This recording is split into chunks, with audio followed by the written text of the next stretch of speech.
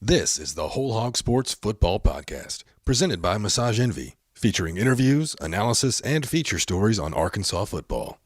Now, from Fayetteville, here's your host, Seth Campbell.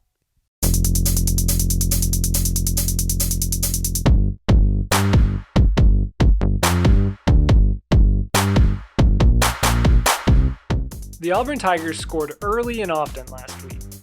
Nix the throw, throws the deep ball, and Williams wide open. Touchdown Auburn. The Razorbacks continue their tour of the Alabama schools as they travel to Tuscaloosa. The Tide are without Tua, but will still look to make easy work of the Hogs before their off week and date with LSU. It's primetime football as the Razorbacks will take on the Tide under the lights at Bryant-Denny Stadium.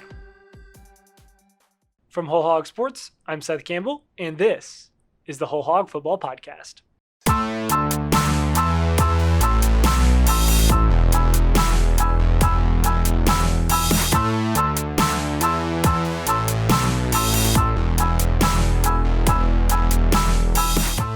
On today's show, we'll look at the Razorbacks' first victory over the Alabama Crimson Tide. We'll also talk to Alex Byington, writer for the Montgomery Advertiser. Then we'll wrap it up with the most experienced Razorback roundtable out there, as Tom Murphy, Bob Holt, and Scottie Bordelon hand out their grades for the coaching staff. But first, a word from our sponsor, Massage Envy. Massage Envy, voted the top day spa in all of Northwest Arkansas, now is even better with the addition of Jan Marini and Obagi skincare services and products. These exciting new lines are provided, as well as a serum-infused microdermabrasion and chemical peels. Our face is one of the most important features that we have. Proper skincare services and products will enhance and protect your face, while the benefits, well, they could extend a lifetime. No matter your gender, come by either clinic in Rogers or Fayetteville today for your introductory session.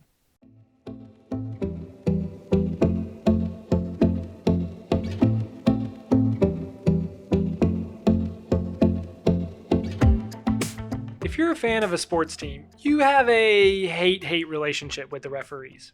Sometimes they're blind and can't see a play that happened literally right in front of them. Or they have eagle eyes and see stuff across the field. Either way, 99% of the time, things never seem to go your way. Arkansas fans have many of these moments, but some that come to mind recently are, well, the 2009 Florida football game. I don't get that. Come on, the guy was trying to hit him 20 yards from the play, and he gets called for that? My goodness. The 2017 North Carolina basketball game that had North Carolina head coach Roy Williams saying afterwards that they were lucky to win. And the 2012 South Carolina game in baseball. That staff didn't deserve that. I mean, DJ doesn't walk people. You know, he didn't walk 5 people. And Suggs threw some really nice pitches that, you know, didn't go our way, which is disappointing. And that's that. You know, you can't really talk about it. And, you know, but like you said, we didn't walk 9 people all year in the game. And, you know, especially not when you're throwing the pitches that we threw tonight. I mean, how could it be 2019 and Perry Costello is still behind the plate in Omaha? Sorry about that. Whatever the sport, the people in zebra stripes always have it in for your team. But there is that 1%. Sometimes a busted play can work out for you. Looking at you, Rams. But that should have been a penalty. And Sean Payton is justifiably upset. While there wasn't as much on the line as the NFC Championship game, the Razorbacks needed some extra help from the officials to notch their first win against the Alabama Crimson Tide in 1995. Take yourself back to 1995. The Razorbacks were rolling with Nolan on the basketball court, but on the football field, the Razorbacks found the SEC tough sledding. Their best season was a 5-win showing by the Hogs in Danny Ford's first year at the helm. Now, in Ford's third year, and the Razorbacks' fourth in the SEC, movement needed to be made. The Razorbacks had an opportunity against the 13th ranked Tide for a statement win. The season started out bumpy. The Hogs lost their first game to former conference foe SMU 17-14. Then the Hogs returned home and notched their first win of the season against the other SEC newcomer, South Carolina. With a win under their belt, Danny Ford took senior quarterback Barry Lunny Jr. and sophomore running back Madre Hill into Bryant-Denny Stadium. It's Lee, SEC's Game of the Week.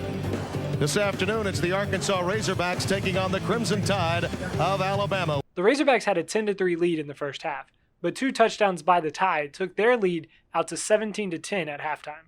Then in the second half, the miscues started happening for the Hogs.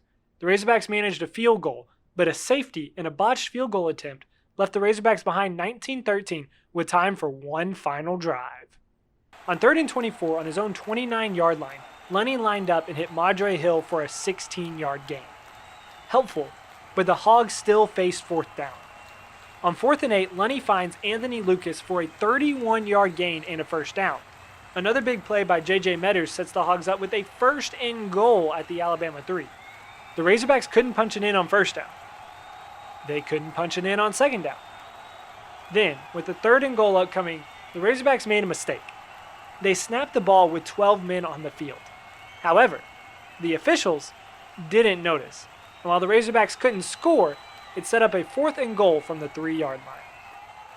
That's when the left-handed Lunny rolled left and found Metters on the goal line for the game-tying touchdown. Lunny. Metters, touchdown, Arkansas! The Razorbacks might have gotten another break, though. If that play had happened today, it might have been overturned.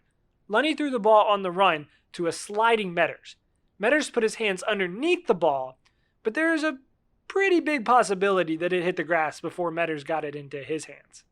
However, Lunny and Metters, they don't believe so. Lunny said, quote, if there was an instant replay, they wouldn't have overturned that call because he did get his hands underneath it. Instant replay or not, it's in the books now as a Razorback win. Metters said it best, quote, well, I think Alabama has probably gotten a few calls through the years, so we'll take that one.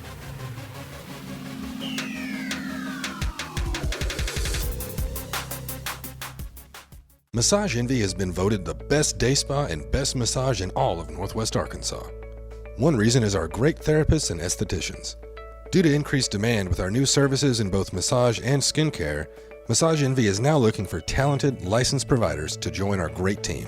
A competitive compensation package and family-like environment are just some of the reasons our providers have worked nearly 10 years with Massage Envy. Looking for a great career? Come by our clinics in Rogers or Fayetteville and apply today. WholeHogSports.com has the largest, most experienced staff of reporters covering sports in Arkansas. Football, basketball, baseball, recruiting, and more. You'll find it at WholeHogSports.com. The website includes up-to-minute news, daily commentaries, and award-winning photography from the staffs of Hogs Illustrated and the Democrat Gazette. For subscriptions, call 1-800-757-6277. That's 1-800-757-6277. Or visit us online today. WholeHogSports.com. He's probably one of the best backs I've seen, wear 5, you know what I mean? So it's an honor to, wear it on Saturdays and get to play in it, and running back too, so it's a big honor. Running back Rakeem Boyd on the significance of wearing number 5 at Arkansas. Welcome into the Whole Hog Football Podcast, joined now by Alex Byington, writer for the Montgomery Advertiser. And all right, Alex, first things first, Tua Tagovailoa is out for the game. What will the offense look like with Mac Jones at the helm? I don't anticipate it being too much different. Obviously, there's a difference in talent level between Tua and Mac. Tua, there's a reason he's the number 1 quarterback for Alabama and a 5-star, recruit and all that potential NFL draft or, possible number 1 overall NFL draft pick. So there'll be some drop off from that level, but I don't anticipate them actually altering the offense too much. I mean, they're still going to try to move the ball pretty consistently, whether it's, slant screens, kind of short passes like they do with Tua pretty regularly, or a couple passes downfield. I don't anticipate them taking too many big shots just because, again, that arm level talent is a little different with Tua, but I expect them to try to run the ball pretty consistently. Something they haven't really been able to do yet this season, but I think throughout the season it's been developing. So like I said, I don't see too much change except maybe there might be a few more runs this week. Well, this would look like a good week to get the run going. Arkansas has struggled with that, struggled giving up big plays, and Najee Harris, man, is a beast out of the backfield. What do you want to see from him going on this week? I think it'll be important. He's done well the last couple of weeks, really. I mean, had two 100-yard games, I think, now back-to-back. So I think he's starting to kind of get it together. And he's another one of those, five-star kids that kind of had to wait his turn at Alabama. And that's, it's kind of been the case for a lot of guys. But this is his opportunity now, and he's kind of making the most of it. I think if he can come out and kind of run the ball with consistency like he's done it the last few weeks, possibly get another 100-yard game kind of thing. I think that's really all anybody wants to see out of him. Is anybody else expected to get playing time at that quarterback position?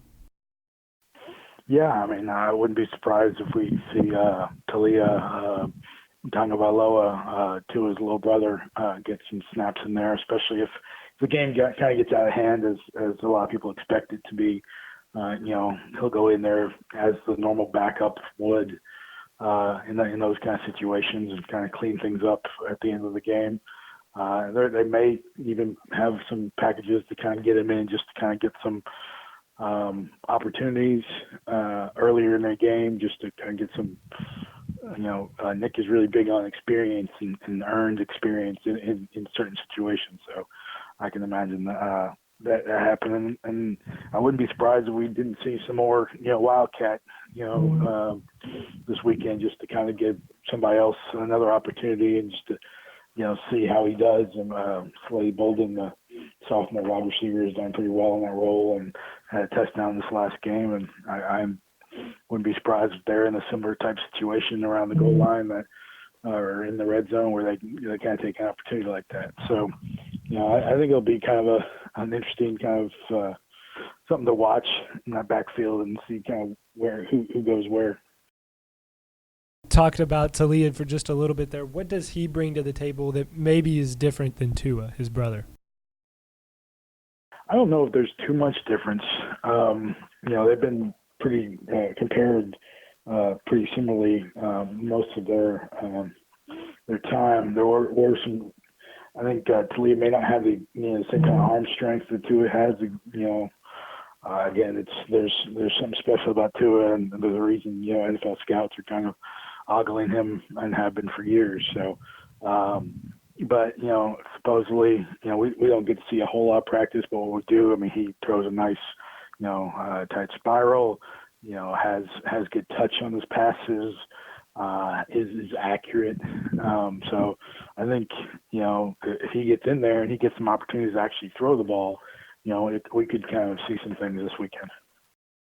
Now going over to the other side of the ball, the defense gave up 31 points to an Arkansas team last year that they really couldn't get anything going on offense. And before the Tennessee game, the Tide were giving up 27.3 points a game in SEC play. Now, not that the defense is bad by any stretch, Alex, but what has happened to make a normally stout defense under Nick Saban seem not necessarily beatable, but less polished, I guess? I think that goes straight to the youth of that unit. I mean, there's 4 or 5 true freshmen that have started on the front seven. So that alone, is guys in there just trying to kind of learn on the fly. I mean, and that's not easy at any level. Even even with the high-rated recruits that Alabama normally brings in, it's one of those situations where they're still freshmen. They're still 18 years old, 17 years old, trying to kind of understand the system, and they're kind of being put in this position, and it's not easy. And Nick Saban's even said a few times that sometimes, if he goes over to them and they try to make an adjustment because there's something maybe they haven't prepared for or haven't seen, these kids, they look like deer in headlights, and they kind of have that look on their faces. They don't know what they're doing sometimes. So it's a growing process, but I think that has a lot to do with it. And some of it's just kind of coming together. There are a lot of new faces on that defense, guys that, went to the NFL that aren't there anymore, had to be replaced. And so, it's youth and guys just trying to learn to together and learn how things work. So, I mean, it's going to be a work in progress, I think, really all season. I think they knew that going into it. But I think it's one of those where you put the talent out there, you just hope that eventually, whether it's 5, 10, 12, 15 games in, the younger guys can kind of put it together. And I think we saw last week that they're starting to do that. Yeah, they definitely are. Talking right now to Alex Byington, writer for the Montgomery Advertiser. And all right, Alex, before I let you go, I want to ask you. I know coaches will say the team is not looking ahead, but we're both grown men here. Is this team looking ahead to its matchup with LSU in 2 weeks after coming off a bye week after they play Arkansas? I mean, to a certain extent, it's hard not to. It's one of those. I don't know on Saturday if they'll be looking ahead to LSU.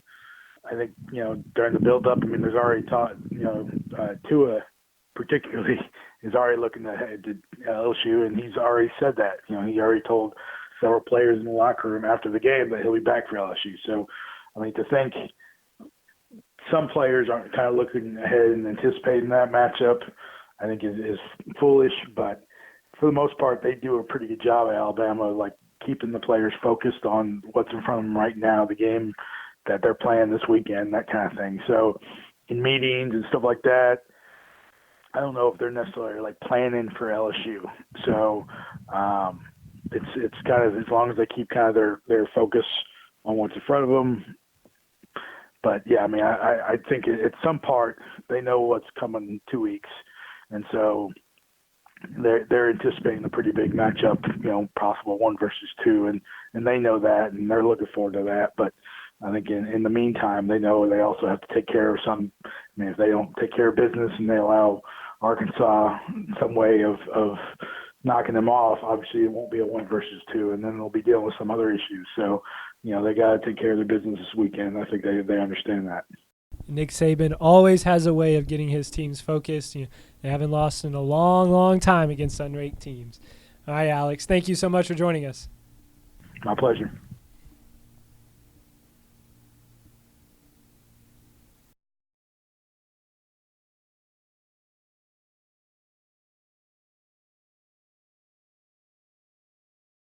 Massage Envy with clinics in Rogers and Fayetteville has been awarded Northwest Arkansas's Best Day Spa and Best Massage. One of the reasons is our care for athletes, both serious and recreational.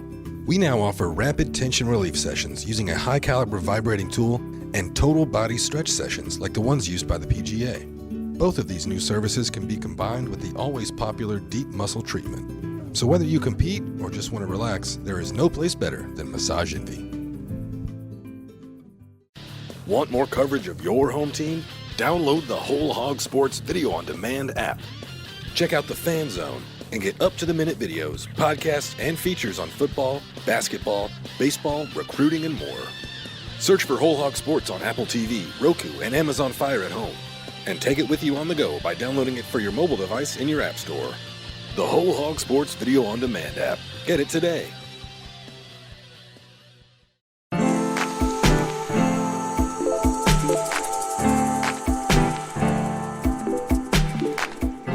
Coach Morris kind of said it like an egg. It's got to start from inside out. If you crack an egg from the outside, it's dead. If you crack an egg from the inside, it's the bird cracking it itself, the chicken. So it's got to start with us. It's got to start with the players. It's got to start with people believing. It's got to start with just the little things. Linebacker Grant Morgan on how the Razorbacks can turn this season around and get in the win column. Welcome back to the Whole Hog Football Podcast. It is round table time. Today we got Scottie Bordelon, Tom Murphy, and Bob Holt. Really what we got, we teased this last week, guys, but because we didn't get to it and we were doing our mid-season grades, we got to get to them now. So we got 3 people to grade, the 2 coordinators and the head coach. We will start with the offensive coordinator, Joe Craddock. I'll go from left to my right, so I'll start with you, Scottie. What grade do you give offensive coordinator Joe Craddock?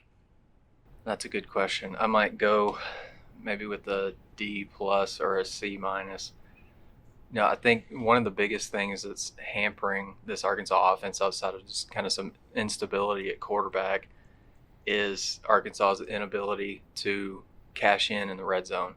I think going into last weekend, Arkansas was had scored only 10 touchdowns on like 23 red zone trips.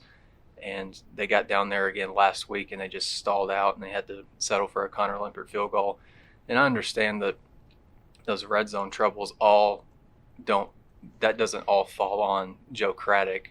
I think I asked Ben Hicks after the Kentucky game when I think those problems were really starting to rear its head, especially in big moments. He said that he thinks Arkansas presses a little bit too much in the red zone and they just don't execute. And Rakeem Boyd, I don't think he meant this, but it said it's almost like the offense gives up down there. The field does compress down, and I don't think there's not as much space to work with. Those red zone issues are troubling to me. I think Arkansas does do a good job of getting the ball in the hands of Rakeem Boyd. I would like to see him carry it a little bit more. But I think they get the ball going toward Shine O'Grady plenty. And I think that needs to continue. But overall, I mean, this offense just isn't scoring enough points, isn't nearly explosive enough. And when you get in the red zone, you got to cash in. That's been a big problem. A D+ from Scottie. What do you have, Tom? Well, I graded the whole coaching staff and think I gave a D+ on that. So I'll just keep that across the board for mine. And I just say that they just haven't executed cleanly enough. And when you think about, they had a 16-play drive against Auburn, which is their longest by plays this season. That's them almost at maximum execution. And there have been very few of that kind of drive. And then when they did have that was the drive that led to the Connor Limpert field goal. So red zone execution, the lack of being able to be efficient and execute and complete a drive has been tough on them in the tough games. Now, this is the same staff that had a really nice game plan for Alabama last year. They took advantage of a lot of their aggressiveness. As Chad said, they make their eyes lie to them a little bit. And so I want to see if they can come up with something similar for this game this week. Now, against Auburn, it was almost as if they kind of conceded that it was going to be tough to run on them. And they tried to run some, but there wasn't they relied on Ben Hicks being able to diagnose what he was going to see and get him in the right protections. And they just weren't able to time after time take advantage of that versus a D-line that was putting so much pressure on them. So, and also I want to also add that I don't feel qualified enough. I don't watch enough film. I don't have enough time to watch enough film to just see what's happening on every snap of every game to tell you. I don't feel qualified enough to tell you that I can judge whether these schemes are good enough or not. That's fair. All right, Bob, what do you think? I can't believe these guys wanted us to talk that much about the offense. But I'll just give them a straight D, and I don't know how much of it is coaching and how much of it is players not executing. But, I mean, the players are coached to to execute, So some of that has to fall back on the coaches when you think about some of the big plays they've had nullified by alignment issues or formation issues, or, they'll talk about this play was – worked great in practice all week, and then they screwed it up in a game. That's on coaches to a certain extent, I think. And they haven't settled on a quarterback in 2 years. Maybe that's because they don't have good enough players at quarterback. But I mean, Joe's the quarterback's coach, so would like to think they would have settled on somebody. So you look at the results; it's hard to give them anything more than a D in my book. Moving on now to John Chavis, a man with experience in the SEC coming in, but some were maybe a little skeptical, not spectacle. They were a little skeptical of Chavis. His offense his defense didn't work out very well at A&M with really talented guys. We'll start with you, Tom. What grade would you give Chief? Same as I had before. And again, can't tell you enough about what they're facing and how they scheme up against it to say whether or not the schemes are right. But I thought there's been a couple of games they had good plans. A&M game, I think they had a good plan. The Portland State game they did. And frankly, against Auburn, as John Chavis pointed out Monday, they didn't fill one run gap on the 52-yard run by Cam Martin. And then otherwise, they held them down for a while until at the end. And they were on the field a lot. So I think both sides of the ball are working at a little bit of a depth deficit. and impact player deficit. I mean, there's some, but they've had 2 plays break open on them against Portland State and Colorado State where they're just breakdown plays, and they gave up touchdowns on both those. So that's what my grade is, and we'll see if they can improve the rest of the season. What do you think, Bob? I'll stick with a D. I mean, obviously John Chavis is an accomplished coach.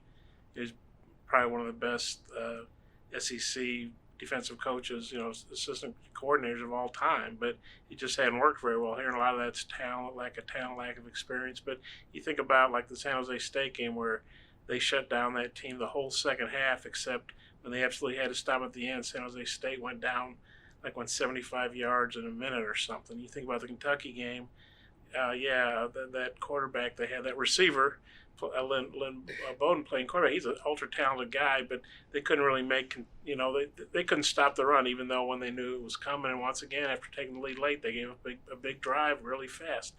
So I just think, and then Auburn, they played really well, I guess, for about 30 minutes from the second, third quarter, and they just collapsed the end. Whether that's physical, mental, emotional, spiritual, whatever, I don't everything, I don't know, but they just can't seem to get stops when they really need them.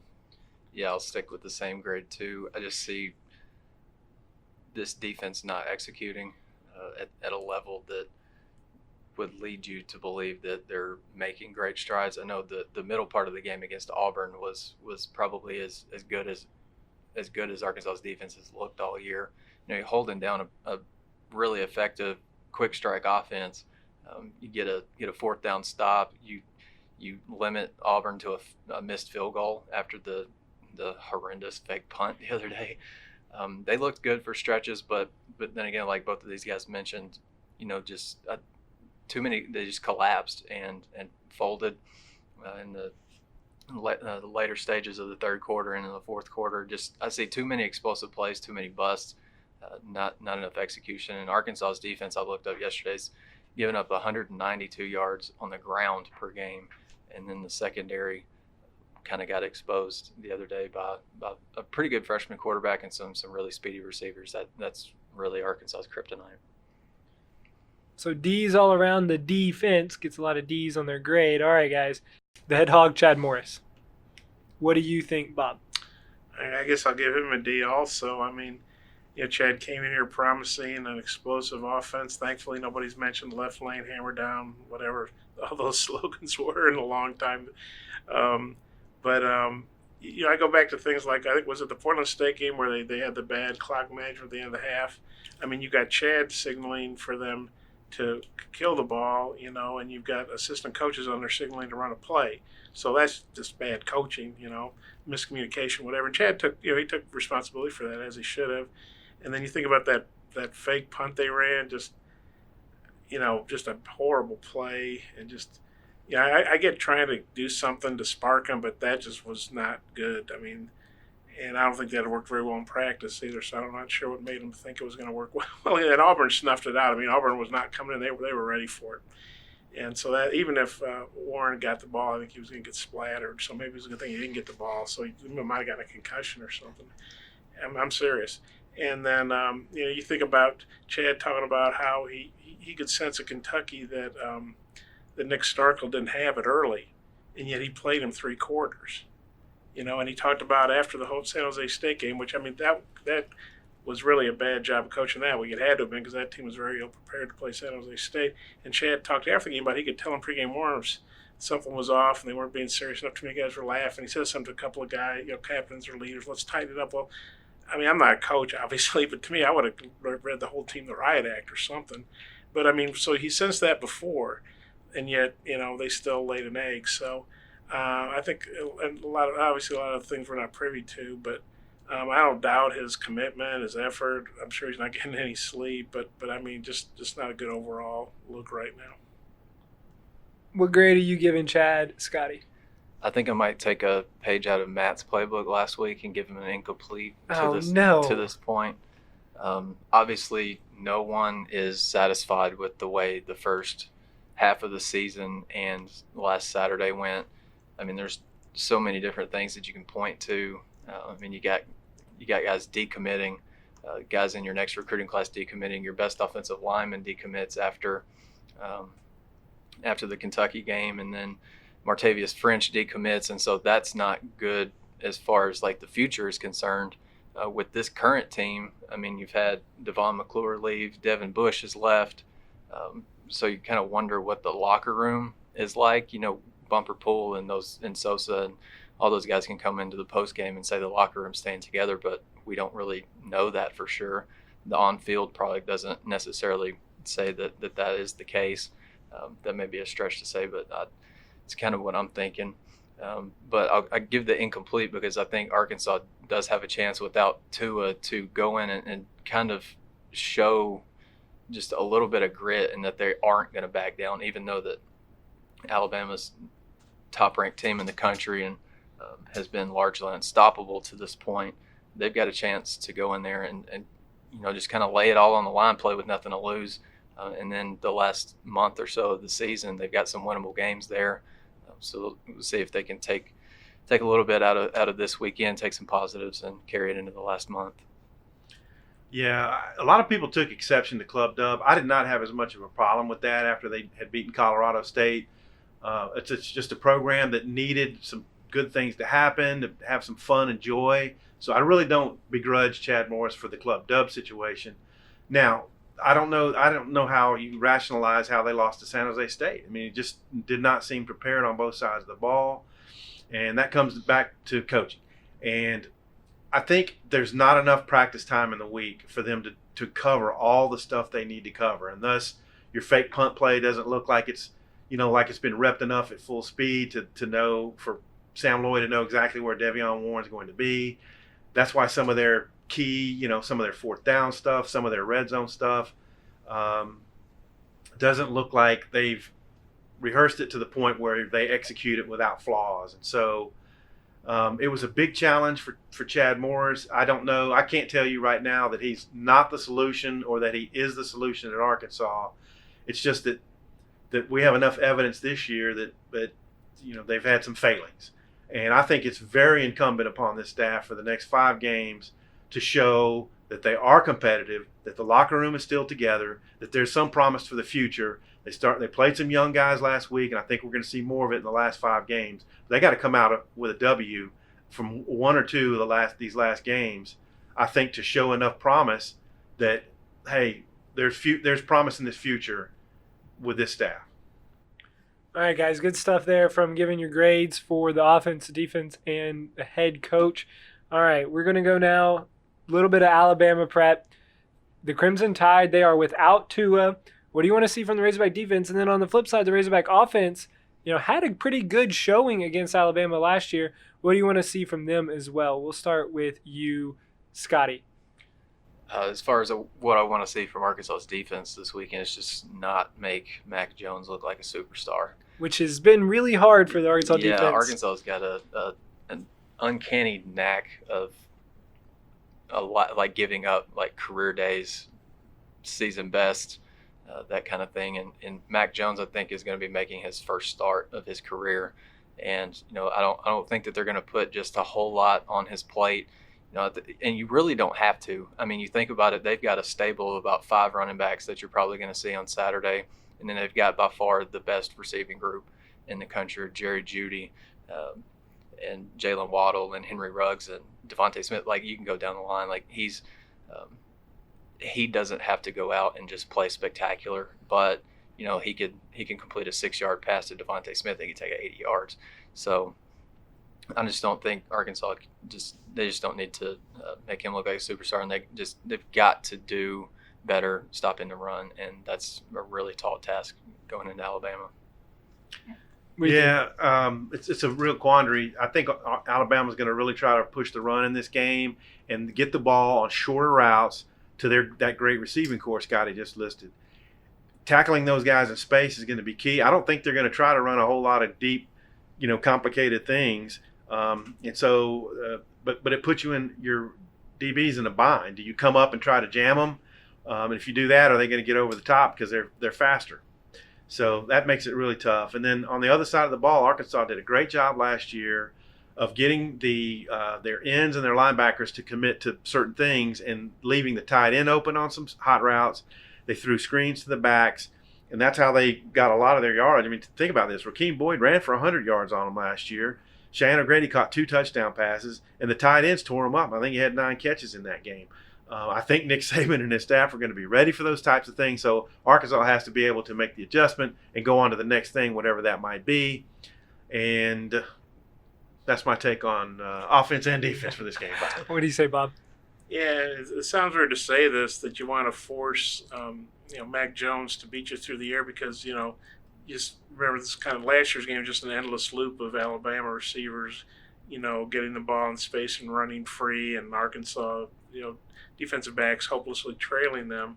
But what you don't want to see if you're Arkansas is, Alabama line up and go 75 yards on a handoff on the first play. I think they really need to try to load up against the run and then try to make this guy, this redshirt sophomore who's never started before, beat you. And I don't have any doubt Alabama's still going to score a lot of points, but I think you got to try to make the new quarterback beat you and not the running game. But it's a tall order either way. And offensively, yeah, I mean, I was looking back at the stats, and Ty Story probably played his best game as a Razorback considering the level of competition. He ran the ball really well.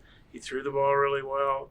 Like Tom said, they did some things to get Alabama, some misdirection things that got Alabama a little out of sync. I know Saban was really ticked off after that game for giving up 31 points, even though they won by 34, I guess it was. And of course, now Ty Story's not here. Yeah, you don't know if Ben Hicks can maybe pull some of that off. But yeah, the offense, you just like to see them not try any crazy trick plays, but just maybe show some wrinkles, to try to do something to take advantage of Alabama's youth, because I think they're starting 4 freshmen on defense. They're all really good freshmen, but you like to think maybe they could do some things to trick those guys and get them snookered on some things. And I think Tom made a good point too. I think Alabama's staff has been probably watching what Arkansas attacked them with last year a little bit, and they're probably going to be sitting on that and prepared for it. So I think it's a big week for Arkansas staff to kind of counter with some new things that maybe Alabama hasn't seen yet that it might work. Bob also mentioned the first play. Alabama scored on a touchdown the first 2 plays, or for the first play the past 2 years. So that's also something to look out for. And the Razorbacks have given up big plays in the first drive as well. So those 2 things don't really add up to being well for the Razorbacks. All right, moving on. Now, talked about Ben Hicks. Does Ben Hicks give you the best chance to win this game in the games moving forward? We'll start with you, Tom. It's tough to say. I mean, I think he keeps them safer, but he's not. It's just like what we've talked about all year. Starkel gives you the higher possibility of completing a 30-yard deep route or 40-yard deep route, and Hicks doesn't give you that chance as much, but he gets you in the right protection better. So I'll say for this game, because Alabama can do some complicated things, that the protections are going to have to be good to keep him on his feet. And but I would give Starkel a series, and I think I would have given Starkel a series last week just to see how he looked. And I think the fans are going to demand that at some point that you take a look at KJ Jefferson. And I don't know if that's going to be this week, but it needs to be. There's 5 games to play for him. What do you think, Bob? Yeah, I agree. Starkel's got, he's more of a risk-reward guy. I think you can get a much higher reward with him, but obviously when you look at all the interceptions he's thrown, there's a greater risk. And you can just imagine how many interceptions, not just him, but any quarterback would throw under duress against Alabama. So they're probably better off starting Ben Hicks. He's probably a little safer guy in a game like this. But, I mean, they could probably play Johnny Unitas in his prime and not have a shot to win this game. But yeah, I think Nick Starkel gives them a better chance. But he also, if you're in a game, just like San Jose State, all those picks, it's just, and then he obviously had a horrible game against Kentucky for whatever reason. And, it's funny, I was one of those guys saying earlier, how do you not play Starkel? How do you not play Starkel? Then you're watching Kentucky and you're going, how do you not play Hicks? How do you not play Hicks? So it's a big dilemma for the coaching staff. Yeah, I don't know that Ben gives you the best chance to go out and take a game or win a game, maybe steal one, but he also, you throw him out there, I don't think he's going to absolutely lose it for you as far as, making mistakes and throwing picks. And, I charted him with, just one interceptable pass the other day, and he threw his first interception against Auburn in the third quarter. I think that was his first pick in 108 attempts or something like that. but he's not going to, I don't think, lose you the game. I don't think he's going to go out and win it for you either. He does bring some intangible things like Tom said, who get Arkansas into some advantageous protections and slide protections and get guys lined up right more often than not. I'm with Tom too. I think we'll see Nick Starkel a little bit in this Alabama game, and I kind of wonder about Ben's health too, because I think he took a shot from an Auburn defensive lineman on a blitz, or maybe it was a linebacker on a blitz on the pick that he threw, and he's favoring that left shoulder, and despite favoring that left shoulder, they still left him in, and they didn't throw Nick in there. So that makes me believe that Nick wasn't really in the equation on Saturday. So that's a long-winded way to say I don't know. I think Hicks took several shots in that game. Mm-hmm. And that one maybe the most to his shoulder, but he got hit. Mm-hmm. And Tom, you alluded to this a little bit, but the fans are curious, and it seemed to almost be calling for KJ Jefferson to get some playing time. So what are your thoughts on KJ getting into the game? We'll start with you, Bob. You talking about this game or any game? Just on down the line. Well, yeah, and I think it would behoove them to play him because you want to see what this guy can do. You've got the rule where a guy can play 4 games, but so yeah, he definitely needs to get in there. They need to work out a package for him. I think assuming this game gets out of hand, which it's hard to imagine any other scenario. Why not put KJ Jefferson in the fourth quarter? He's probably going to be playing Alabama starters anyway. Maybe let him see what he can do. Even if he struggles. Hey, I remember that happened to Brand Allen. He turned out okay, I thought.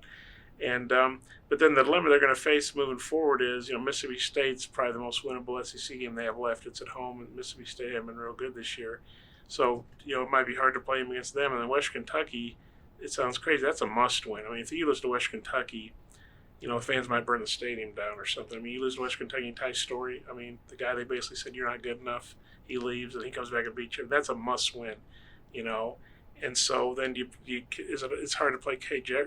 To me, it's hard to play KJ Jefferson in those 2 games, and then late in the game at Missouri, late in the season against Missouri, that may be a game where they're still trying to get an SEC win.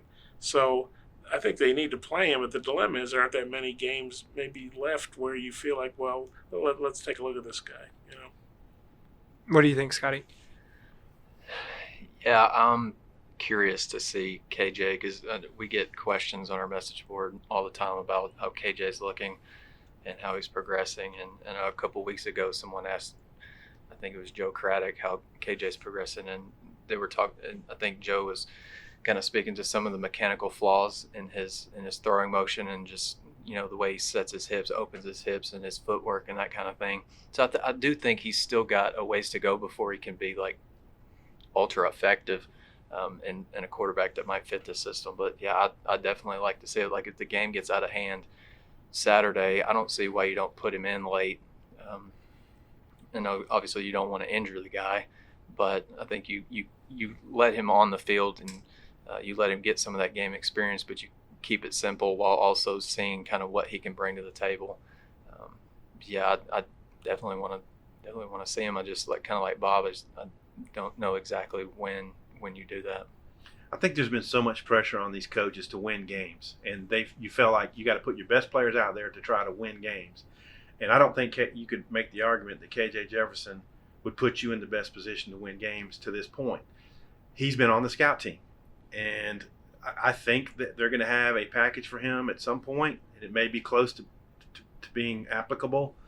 They used Traylon Burks as a Wildcat quarterback last week. Didn't really work that much.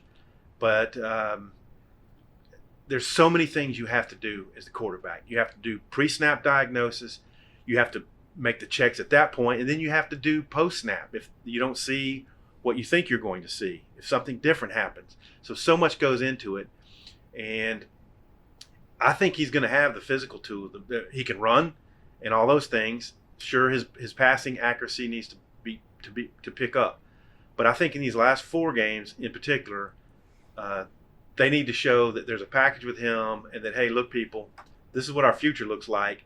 This is the kind of quarterback who is the ideal type person to run this system. And I would like to think that they're going to have KJ in position to do that this last month of the season. All right, wrapping up here, guys. Last question. 3 SEC games are left after Alabama. And Bob mentioned that, the one that's not is Western Kentucky, and that's almost a must-win. He said it is, actually, and I think he may be right. But the Razorbacks, they seem to have a chance in 2 of the 3 SEC games left. Which game would you pinpoint as the Hogs' chance to break their SEC losing streak? We'll start with you, Scottie. Obviously, I think it's Mississippi State, and I know that's tough because you're going to be kind of reeling, maybe mentally, emotionally, and physically after likely taking a beating at Alabama. But Mississippi State, remember, I think I wrote yesterday, they're 1-3 in the SEC, and I think they've lost 3 straight. So, I mean, it's a team that, doesn't have it all figured out either. I think they've had some quarterback juggling, I think, too. So the one thing I think Mississippi State does have going for it is running back. I think it's Kylan Hill. He's last I looked, he was up toward the top of the league in terms of rushing yards, so he's going to be a problem. But that game is at home. That's homecoming. Got a chance for maybe a pretty solid crowd that game, and I think that probably is as good of a chance as Arkansas is going to have. And no offense, Bob, but Missouri hasn't looked good on the road this year, so kind of night and day playing at home and on the road. So I'd probably go Mississippi State 1 and Missouri 2. I agree with those. The Mississippi State game, those guys were really physical in Arkansas. I mean, it was surprisingly one of the most physical beatings they took last year was in that game. The defense really got after them. So I think it's going to be a real tester for this coaching staff, no matter what happens against Bama, to regroup the team and have them prepared with a game plan that can win the game. They're going to face Kylan Hill. They're going to face a running quarterback in Tommy Schrader, who's a good one. So that's going to test their edges like many of these other teams have. But can they put together a game plan after all they've been through to win that game at homecoming with probably a better crowd than the Auburn game, you'd think, with so much riding on it? Because I think the coaching staff feels like if we don't deliver a win or 2 down the stretch, our jobs are on the line here. And so I think you're going to see a maximum effort in the Mississippi State game. Yeah, I'm gonna go out on a limb here and say they're not going to win at Tiger Stadium in Baton Rouge. And yeah, on paper, I think the Mississippi State game is the most winnable because State has struggled. Joe Moorhead came out last week and talked about how the SEC can be soul crushing. I mean, he's a guy that never coached in the SEC. Not that State's, they went 8-5 last year, so it's not like they're terrible. But, you wonder if he's kind of going through some growing pains like Chad is. He's been a head coach at Fordham. That's a little different than being a head coach in the SEC. And then that's a game here in Fayetteville. Like these guys said, you hope for good weather and maybe a decent crowd. And then Missouri just, you think they're getting the top 25 and they lose to Vanderbilt, which has just lost to UNLV. Not just lost, got crushed by UNLV. So that'll probably be a winnable game in Little Rock. You wonder what the Little Rock crowd will be like. But yeah, I think these guys 1-15 may not look very good, but 0-16, that's just such an anvil around your neck. I think it's just hard to recruit to 0-16. It's hard to have any fan hope with 0-16. I mean, you just wonder if this coaching staff could survive that. So I think they got to win Western Kentucky. Like I said, I just think that's what sounds crazy. That's a must win, And then they really need to win an SEC game, I think, to provide some hope for the future, because I think right now I think a majority of the fans have given up hope. Well, we hope that you enjoyed this round table. That's Bob Holt, Tom Murphy, and Scottie Bordelon. You make sure to check out all of their stuff on WholeHogSports.com. They're going to get you prepared for this Alabama game and the other games on down the line. So make sure that you tune in for their stuff. And we'll see you guys back here next week. Thanks so much for joining us. The Whole Hog Sports Football Podcast is produced and edited for Airship by me, Seth Campbell. Special shout-outs to Alex Byington, Tom Murphy, Bob Holt, and Scottie Bordelon. You can read more from Alex Byington at the MontgomeryAdvertiser.com. You can read more from Scottie, Tom, and Bob on WholeHogSports.com. Thank you to our sponsor, Massage Envy. By supporting them, you are supporting us. Don't forget to like and subscribe to the podcast. Subscribing and sharing is one of the best ways to let your friends know about this podcast and for us to grow. Theme music is by Silent Partners. I'm Seth Campbell for Whole Hog Sports. Thank you for joining us, and we'll see you back here next week.